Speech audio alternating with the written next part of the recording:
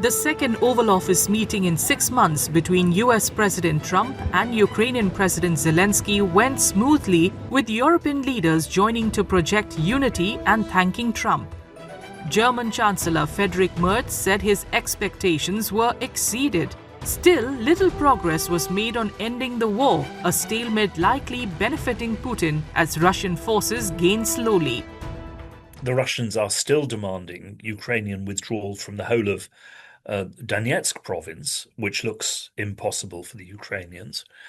What are the Russians still demanding in terms of arms limitations on the Ukrainian armed forces?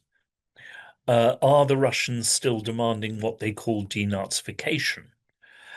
And on the Western side, are the Europeans and the Ukrainians going to go on trying to insist on European troops in Ukraine, which, as far as I know, is still completely unacceptable to the Russians?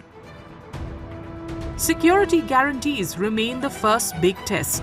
Kiev wants a strong army backed by Western weapons and training, and potentially a guarantee akin to NATO's collective defense.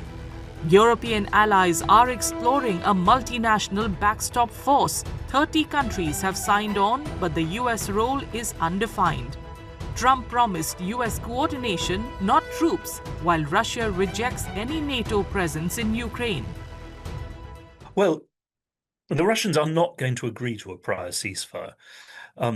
They have said repeatedly a ceasefire has to come as part of an overall settlement.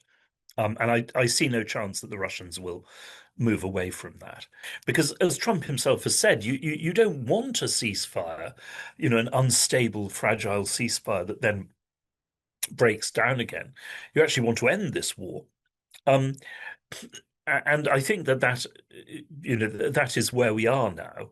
When Chancellor Merz of Germany still stresses the need for a ceasefire, I think he's on autopilot. It's not going to happen. 2 more knots block progress. On a ceasefire, Trump called it unnecessary in the Oval Office, then later said leaders would prefer one, while Putin, advancing slowly, has little incentive to pause. On territory, Moscow holds Crimea and parts of 6 regions, about 1/5 of Ukraine, and has demanded Donbas. Ukraine's constitution bars ceding land. Talk of a Putin-Zelenskyy meeting persists, but there is no agreement, and European leaders acknowledge that details still must be hammered out.